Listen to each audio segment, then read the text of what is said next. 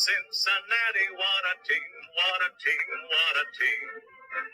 Each man and lady, from 1 to 80, how they scream, how they scream, how they scream.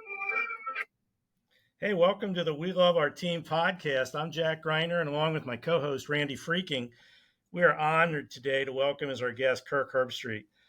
Kirk really needs no introduction, but he was a standout quarterback for Ohio State University, is the co-host of College Football Game Day on ESPN, the lead college football analyst on ESPN, and more recently, an NFL analyst for Thursday Night Football.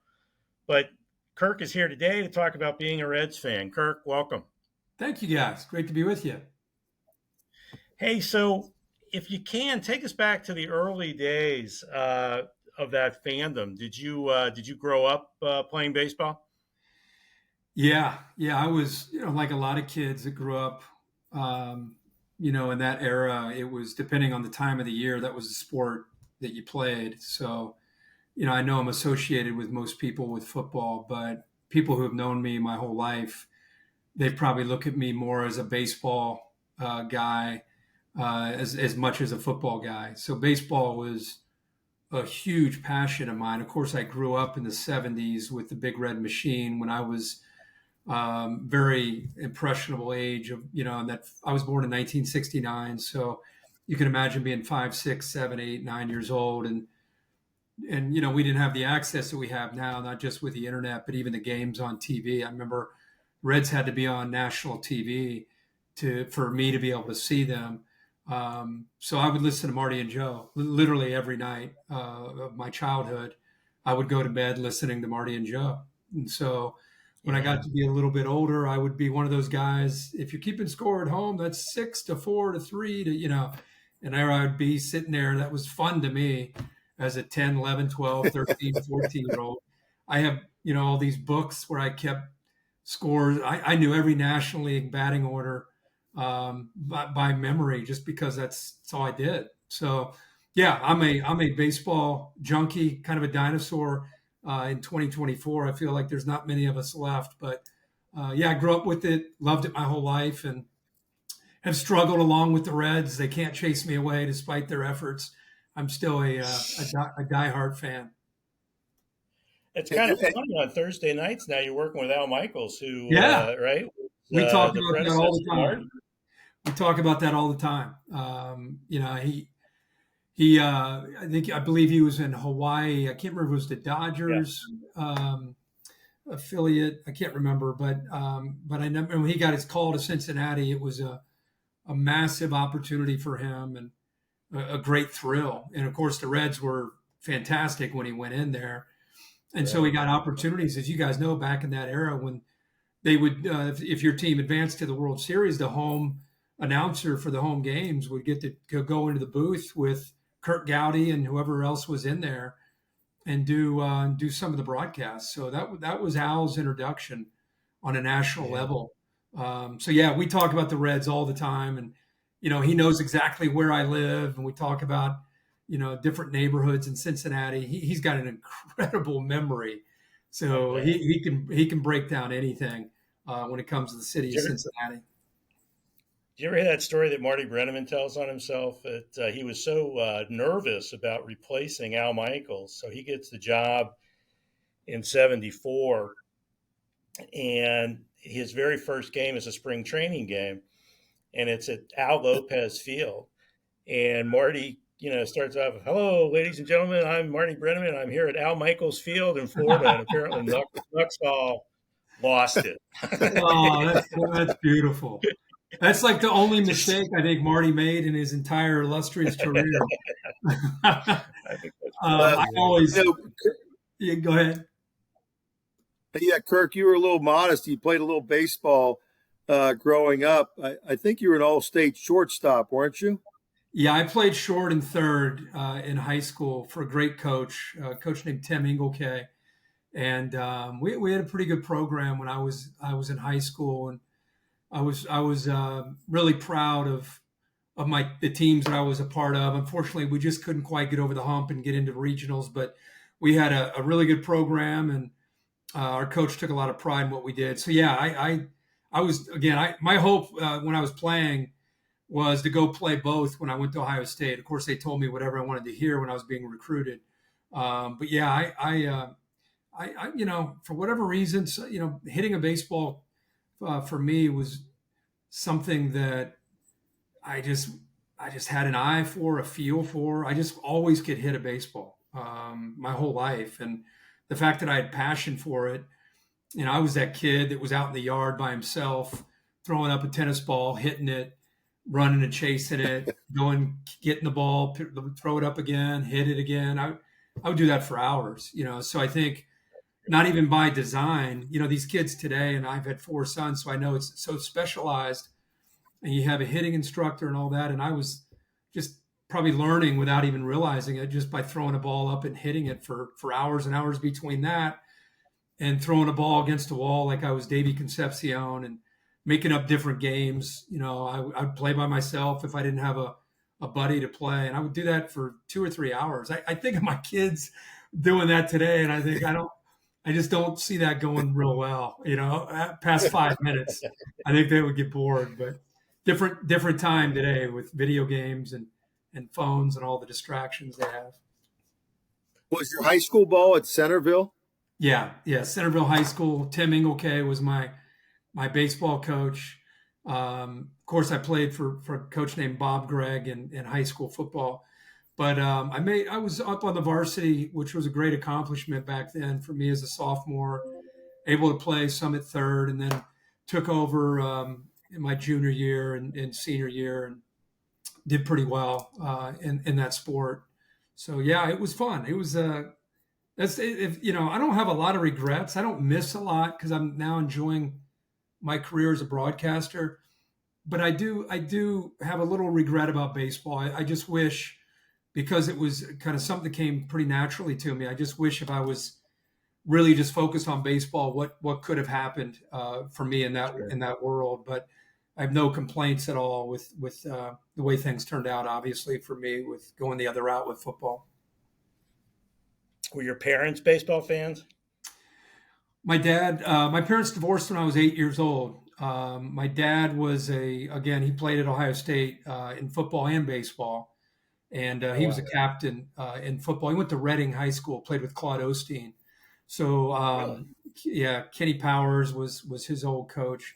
So my dad, he was a baseball purist and really taught me about the game and the nuances of it and the strategies of it. And that's why, in today's world where people talk about a clock and, I just feel like we've kind of lost an appreciation of going to the ballpark and, not really getting caught up in the time and kind of enjoying the game, enjoying the count on the batter and enjoying how many outs there are. And that's why I always like the National League game without the designated hitter. I really love the strategy of the game.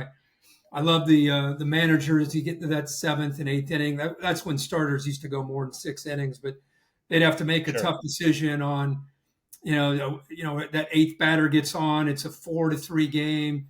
You're going to keep your starter in and bunt him over, just the little things like that, or hitting behind a runner, or, advancing from first to third. I just love guys that play the game the right way. That's why I really like what David Bell did last year with the Reds. And I know they were a young team, but, watching them for my whole life, I thought that the Reds really got away from doing the little things. If you're not going to be the Yankees or the Red Sox or the Cubs or the Dodgers and spend $300 or $400 million, you got to find a way to cut corners and compete with these teams. And my feeling has always been to play the old school way, of taking that extra base and playing hard and stealing bases. And I just feel like that aspect of the game is completely gotten away from us. It's about launch angle now, and guys strike out over 200 times, but maybe hit 30 or 40 bombs and knock in 100 runs. And, that's, you get paid a lot of money to do that.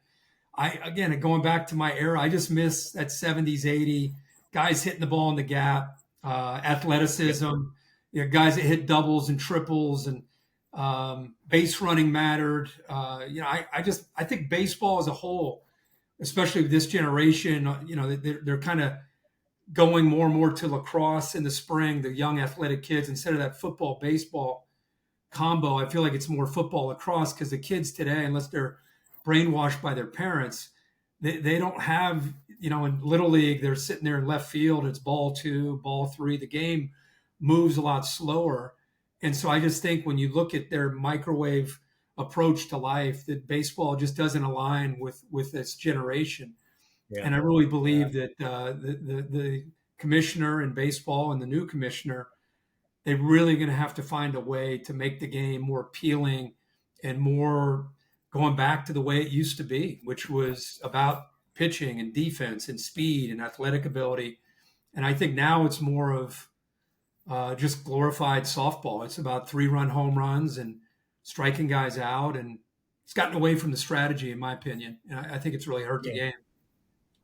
I think, talking about this Reds, like last year, just with all the stealing, it just was a noticeable uptick in taking advantage of the speed, and it felt different watching the games. I mean, it was a different feel, and and I think it's going to be that way this year. I know they got Brett Butler down in spring training that's helping with bunting drills and fun. I think it was the Reds. I saw somebody doing a bunting drill using a lacrosse stick. I saw that. Yeah.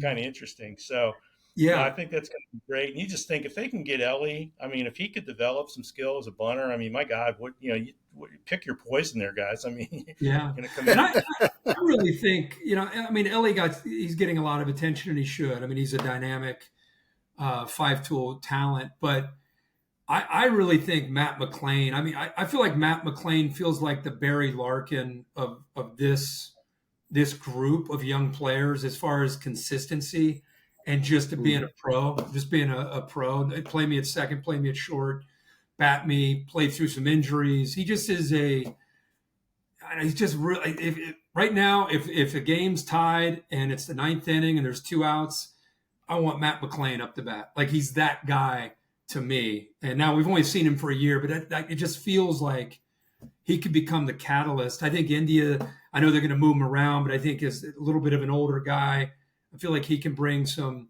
stability and maybe be a leader, in the clubhouse. But obviously, and I even think TJ Friedl, going back to your bunting, he's a guy that goes kind of a throwback guy that plays the game the right way, plays good defense, always doing everything he can on the base pass. Jake Fraley, I think he's that kind of guy.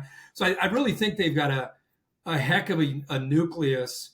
And if they can maintain with all the hype and all the expectations, if they can maintain that chip on their shoulder, nobody respects us, we'll show you kind of attitude along with some talent, they could be a lot of fun to watch. I mean, that 2 or 3 week run that they had last year, man, I haven't felt like that.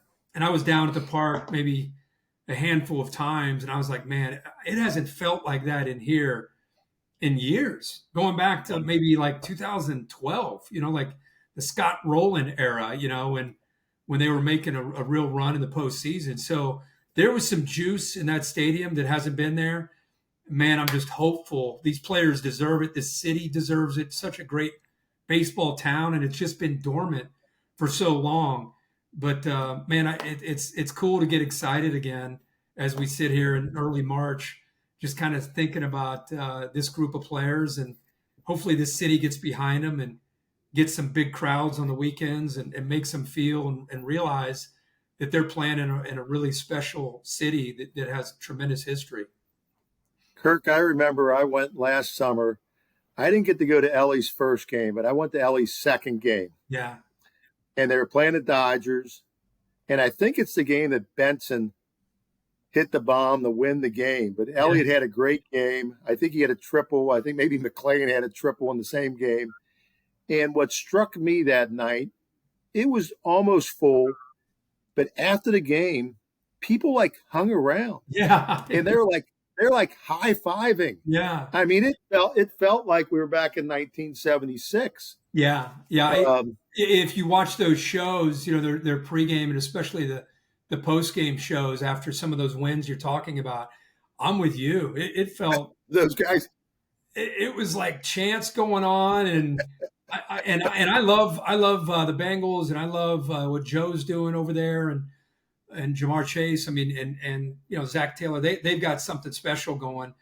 but I think we all know it's really a baseball town. I just feel like it's a starving baseball city, and a little taste of what they provided there for a few weeks, it showed how powerful that Reds brand still is. And man, if they can put together a season like we got a taste of there for 2 or 3 weeks. And by the way, we didn't bring up Spencer Steer, another guy right. who's kind of that guy that play me at first, play me at third, play me at left field, whatever. I'm just happy to be a part of this. Will Benson, you brought up. We almost hit every position that we're talking about. And so, knock on wood, these guys stay healthy and they keep that eye of the tiger. And they're so young still. You take Votto out of that lineup and out of that clubhouse. I mean, you look at Jonathan India. What is he? I don't even know. What is he? A third or fourth year guy? I mean, still such a young team. So there's going to be some bumps along the way, but I just do think that that there's such potential there's nothing better than when you go down to that park and instead of seeing majority of empty seats, you see people that are fired up, and I'm hoping that's going to be more often than not this year. You talked about the changes in the game. What do you think about the pitch clock and perhaps the automated strike zone coming in? It's not in yet, but it seems like it's coming. Again, I just said how I'm kind of an old school guy, but the pitch clock, I don't know how you guys felt. I thought it helped last year. I thought it got guys in the box a little bit quicker. I don't know what the end result was at the end of the year on the pace of play. Obviously, it was up a tick. So as far as little games moving along a little quicker. So I think for people in today's generation, that's a good thing. The strikes, I don't know. I think we do have the instant replay now on the plays at first base and around around the entire infield. We have replay on if a guy caught the ball or he trapped it. I think those are all good. We see that in college football and obviously the NFL. The automated strike, I'm not a fan of that personally. I still think that the margin of error is part of the game. I think going back to Frank Pulley or whoever the umpire might be, they all have a reputation of a certain strike zone, and I think pitchers and catchers work around whoever that home plate umpire is that particular night. Batters know, the veterans know, okay, this guy's going to call low strike tonight. I got to be aware of that, or this guy's going to call the corners. I got to be aware of. I don't know. There's just something about that I kind of like. I know it can drive people crazy, and some of these times, especially with they show that the strike zone, and a strike is, they call a strike 3 at a pivotal moment in the game, and it's 4 or 5 inches off the edge, and you're like, oh my gosh, we just lost the game on that. So I get those moments, but I'm just saying, in general, over 162 games, I do like players having to learn different umpires and umpires missing a few calls. I just think that's the way it's been since baseball was invented, and I think it should continue that way, in my opinion.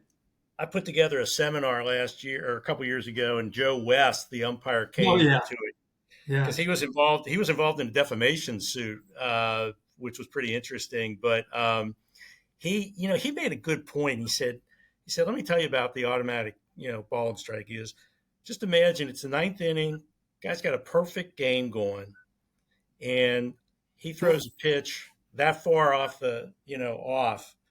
And he's going to lose his perfect game because of that, whereas with a live umpire. And I was like, that makes some sense. I guess I kind of like to have a little bit of a little discretion in there, And I think umpires, they're not trying to call a game away, they're not trying to influence a game. But I do think that they're watching this pitcher, as the example that you mentioned with Joe West. They're watching this pitcher who's had command all night. And the guys that have command all night, they get the benefit of the doubt, and they probably should. Just like a great hitter who's in a zone. and there's that ball it's a 3-2 count or a 2-2 count, and it's right there. That umpire has that human nature. He's going to give that guy probably the benefit of the doubt because of who it is and the fact that he's on a really good run. So I just think that would be too bad if it was just black and white. It's just ball, strike, and I just don't. I know it sounds like that's the answer, but I think people would be complaining about that, Yep. After a year of that as well. I think we're in the complain generation. Social media, we complain about everything. Well, let's talk a little bit about your fandom. Who was your favorite player growing up? I got a sneaking suspicion I can guess, but who was your favorite player? Well, all my friends loved Pete Rose and Johnny Bench. There was some that liked Tony Perez. I played shortstop, and I feel like Davey Concepcion. Now I'm biased, but it was because of my age. I just felt like Davey Concepcion not only played the position so consistently, but there was a style to his game that as a 7, 8, 9, or 10-year-old kid, I would just sit there and marvel at him. And I'm sure there are people that watched Ozzie Smith or younger people, maybe Omar Vizquel. It's like, and I just love that position. Like to this day, I love shortstop. I love the guys that they're like a quarterback to me, the good ones, and the way they come, like Derek Jeter. I could watch Derek Jeter play every game, just the way he played the game. It wasn't just he's Derek Jeter, he's a great player. I could watch Derek Jeter in between innings just take a ground ball from the first baseman and just sit there and watch him like, wow, look at that. That's interesting to me. And when I would go to a Reds game, and I didn't go to many when I was a kid, but when I would watch Davey Concepcion. And I learned certain things just by watching him. I would try to mimic what he would do. So, that's what stands out to me as you ask that question. And he wasn't Johnny Bench or Rowe. I mean, he could hit here and there. But isn't it funny that Big Red Machine team for me, because I played shortstop, I even crossed myself. I didn't even know what he was doing. I asked my parents for a gold necklace with a cross on it so I could kiss the cross every time I would go up the bat. I was all in on Davey Concepcion. And I also loved King Griffey Sr. just because, he and Joe Morgan and Davey probably were my three guys that I gravitated. I just gravitated more to them because of the way they played the game. And I just kind of loved it. I mean, obviously people love Pete and the hustle and all that, but those other three I mentioned were probably the three that had the biggest impact on me. Concepcion just did things that, the bouncing the ball. Right. The one hop. Yeah. Then I remember a couple times where Morgan would go up, to his right, and there wasn't a man on first, but he'd flip it to Concepcion to make the throw because his momentum was taking him, and Concepcion was right there. Yeah, it was great. And Jack, how about this? I would watch the All-Star game as a kid, and there was a point when the National League won like 17 or 18 in a row, and I would watch the All-Star game, and I didn't know what Eddie Murray really looked like, other than Mel Allen on This Week in Baseball. I would watch every week after the Baseball Bunch shows, and I would sit there and watch, that's what Eddie Murray looks like. Okay. Or, whoever, Doug DeCenze or whoever it was, I would be like, oh, okay. And then the All-Star game back in those days, you watch the All-Star game and Davey Concepcion would come out in like white cleats or red cleats. Right. Oh my gosh. And his stirrups were a little bit higher. And you're like, holy cow, look at Davey, look what he's wearing, and again, it's crazy the memories that we have, all the Reds, but really Davey would be the one that would push the envelope in the All-Star game. But yeah, Sure. I used to love the All-Star game because I get a chance to watch, and they all wore their own uniform. Dave Parker would be in, like his all yellow or black and yellow Pirates uniform. I just loved that part of baseball. I guess I'm older now, but I miss that, with interleague play and. Totally agree. It was the All-Star game was just such a big deal. And, I've been to three of them. I was at 70 and 88 and 2015. And I hope that I get to go to at least one more. But Yeah. they were just every one of them was really special in a different way. But we were. I don't think we realized how spoiled we were with shortstop. I mean, think about Concepcion from about what 69 Yeah. to Larkin, and then Larkin. Early 80s, and then Lark took it around 83, 84. Yeah. It's unbelievable. And I saw something the other day on Twitter that this will be the 8th year this opening day of a different Red shortstop. Wow. The last 8 years, there's been a different shortstop. How about that? I mean, after Davey and Lark. Yeah. That's Yeah. Well, how about Pokey? How about Pokey Reese? Opening day one year, he started at shortstop, and the Enquirer the next day said something like, "How do you spell opening day?" Or "How do you spell Pokey Reese?" And it said 3 E's. Yeah, because he made 3 errors on opening day. Man. And we had Roy McMillan back in the day. We've had a great run until the last 8 years, like you say, Jack. Were you a big Barry? I assume you're a big Barry Larkin fan too, Kirk. Oh my gosh, I loved Barry Larkin. So for me as a Reds fan, it went right from Davey, and then it went to Lark. Yeah, I mean Kurt Stillwell. I remember my dad and I debating. Right. Kurt Stillwell and Lark. They right around that 82, 83. They were both kind of battling out, and people forget Kurt Stillwell was a highly touted, supposed to be the guy, and then Lark came on, and it was like they decided to go that route, and then he never looked back. And he was, like I said earlier, he was such a great leader. I mean, Eric Davis got a lot of attention, and even Dave Parker, when he came over, got a lot of attention on some of those teams. But I was really all about Barry Larkin.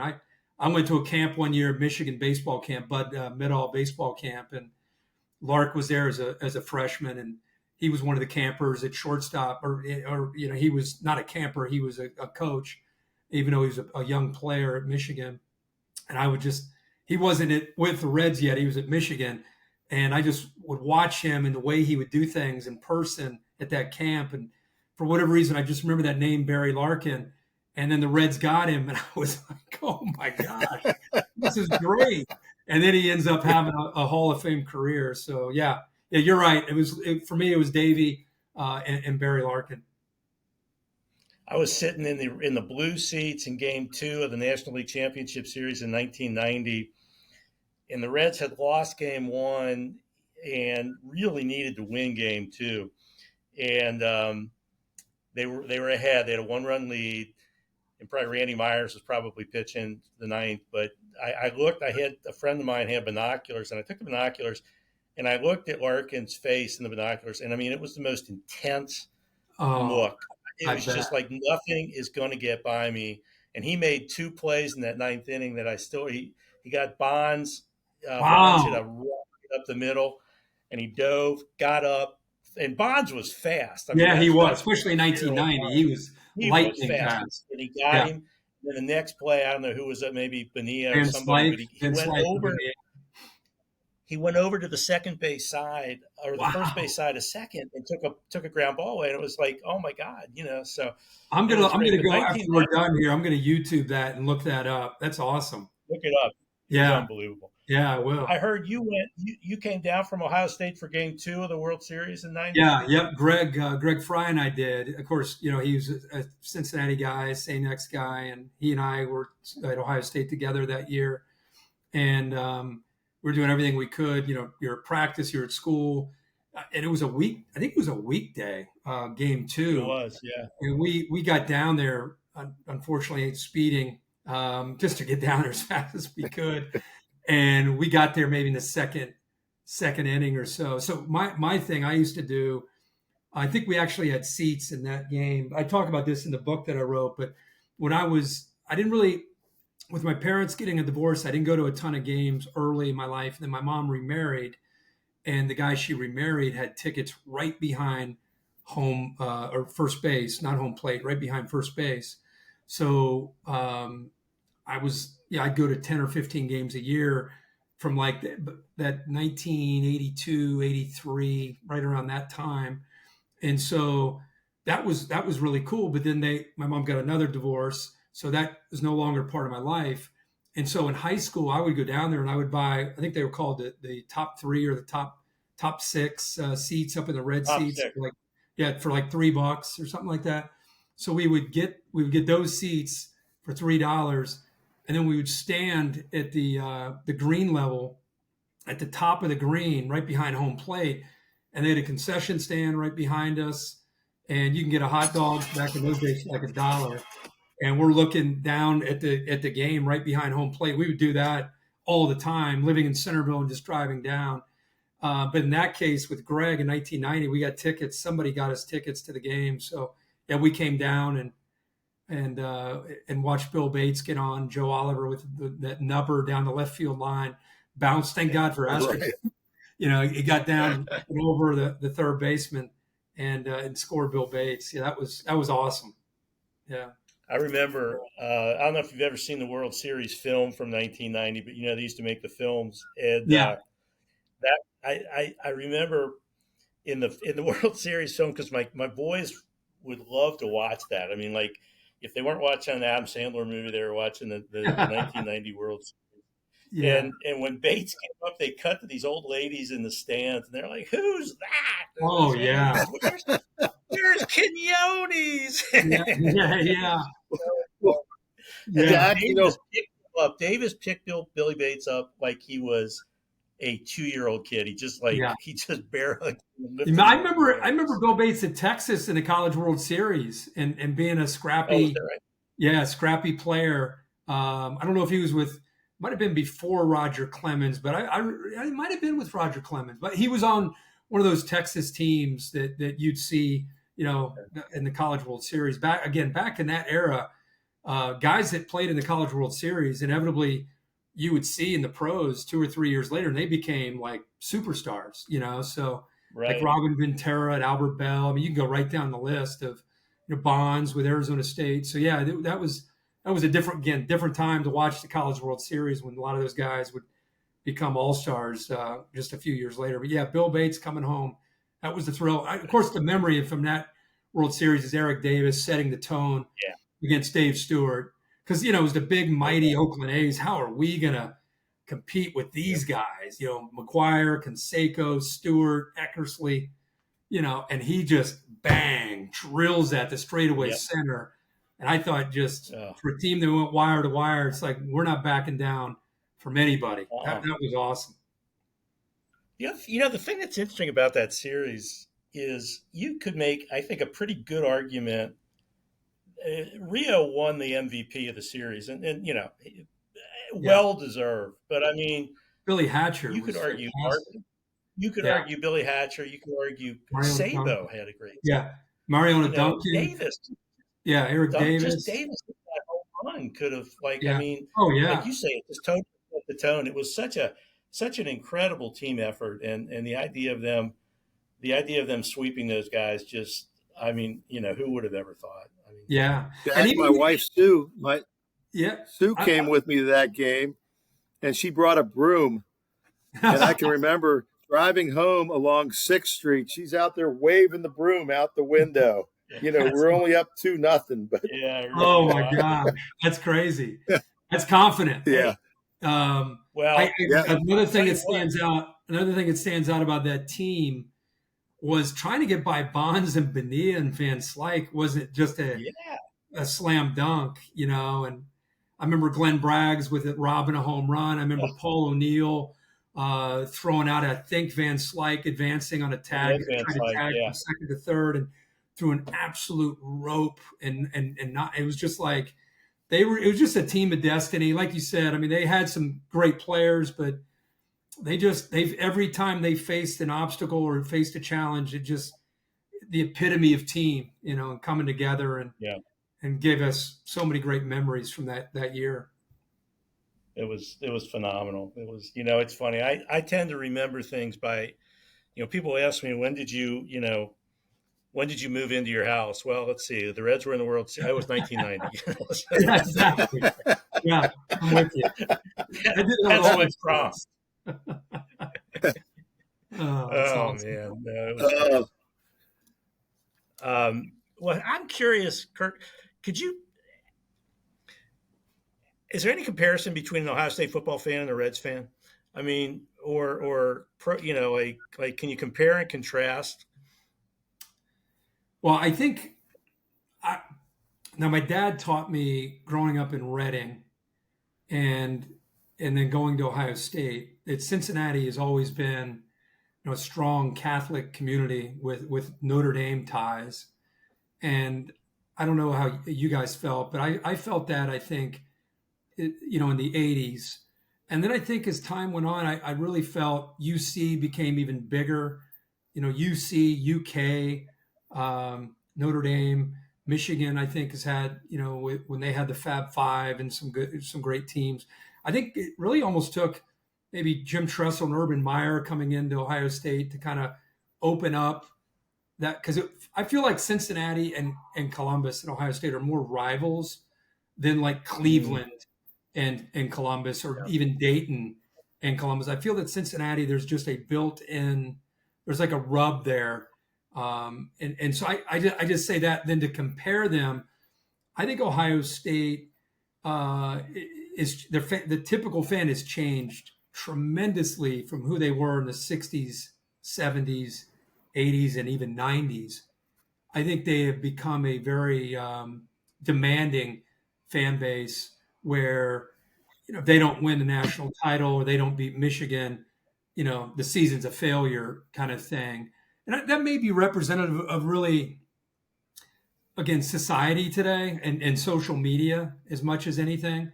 I think there are some Ohio State fans, probably the majority of them, that are always proud of Ohio State as long as they play hard and that kind of thing. But you probably know some people. Ohio State could be 11-0 like these last 3 years, lose to Michigan, and it's the end of the world. They need to fire the quarterback, fire the coach.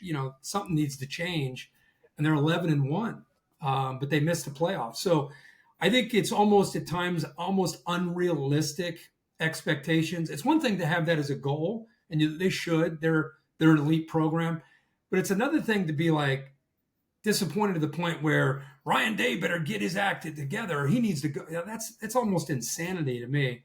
When you go 11-1.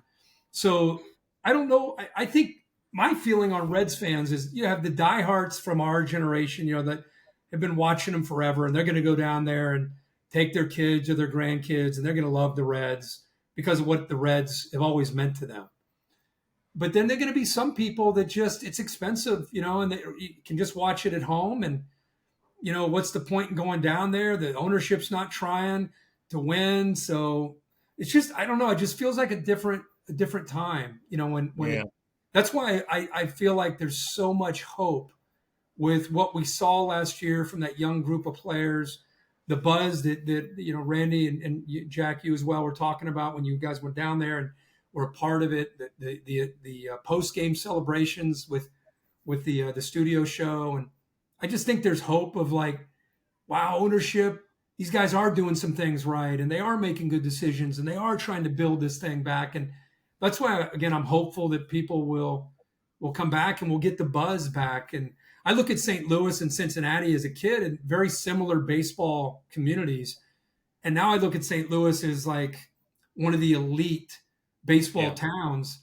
And I feel like, man, we've lost some traction there. And I hope that this group of players can get us back to being the baseball town that we used to be. Yeah. Winning changes everything. I mean, Ohio State fans are spoiled. Now, Ohio State fans have been spoiled for, I don't know, 50, 60, 70 years, maybe. They win every year.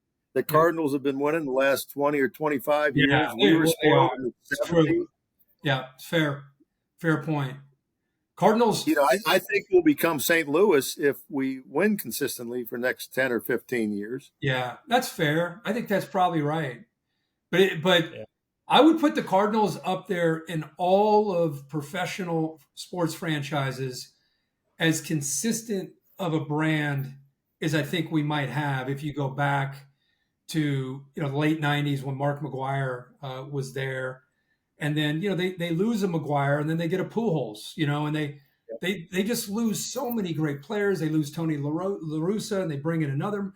They're one of those it's like a catalyst. I get it must be ownership, but they don't miss a beat. You know, they're as consistent as anybody. So you're right. I think that's a fair point. We're saying way too many positive things about St. Louis. Just it's getting me very uneasy. I know. I'm getting agitated. I am Kirk, too. you know, I know. I can't stand them. How much fun would it be to get back to being those series really mattering? Like every time we get together with them for 3 here or 3 over there.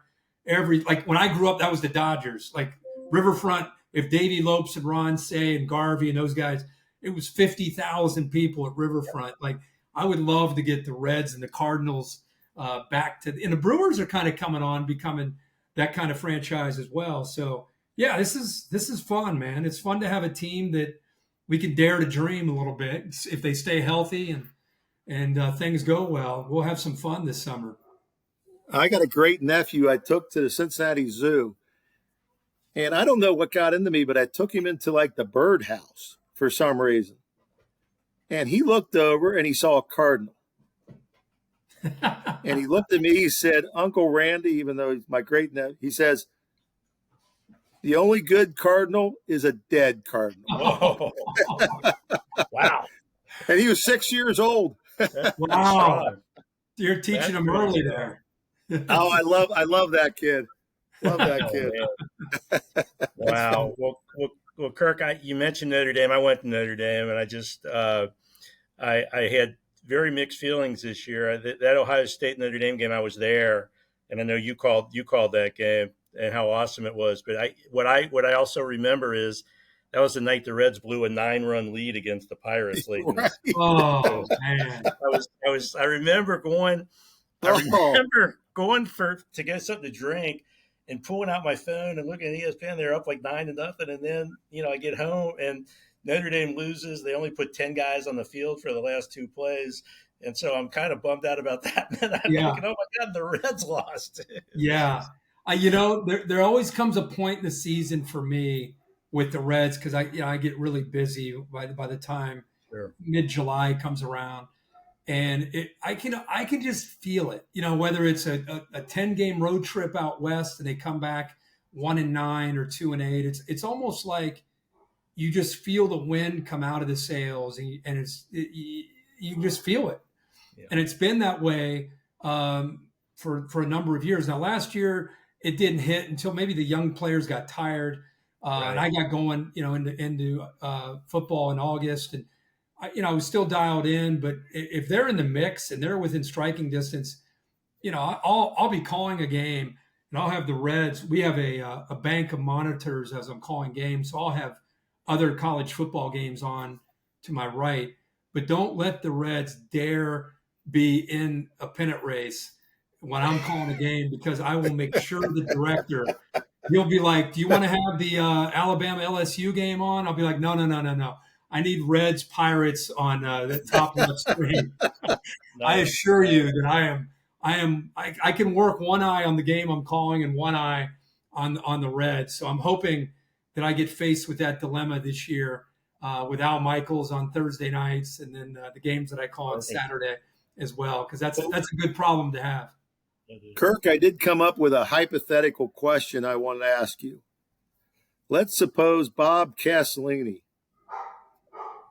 picks up his phone and calls you and says, Kirk, we want you in the radio booth announcing the Reds games or being the color analyst, but you've got to give up your ESPN gig at least in August and September, early October. You can go back in the fall and the winter.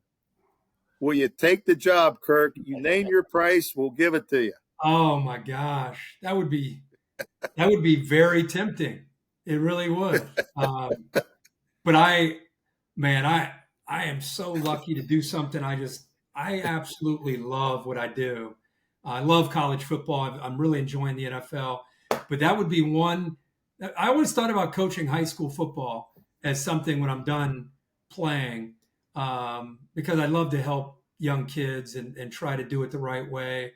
But yeah, calling Reds games, even if I just did it for spring training or came in for a game here or there, that'd be a dream come true to have that opportunity. Well, Okay, I think we should try to arrange that. Rob Manfred's going to step down, so the commissioner's job's open too, Kirk. Yeah, that's true. Yeah. I don't know if I want that. That's a headache there. That is a headache. That's a headache. Well, listen, we really appreciate your time today, and we've taken up quite a lot of it. But wow, what a good time talking about some good memories and some hope for the future too. So yeah, it was a good mix. We sure. Jack, it's my honor to be on with you guys. Randy, I appreciate it. Anytime you guys will have to reconvene, maybe the Reds around the All-Star break will be making a run and staying healthy and really getting this city fired up about baseball. I'm hopeful.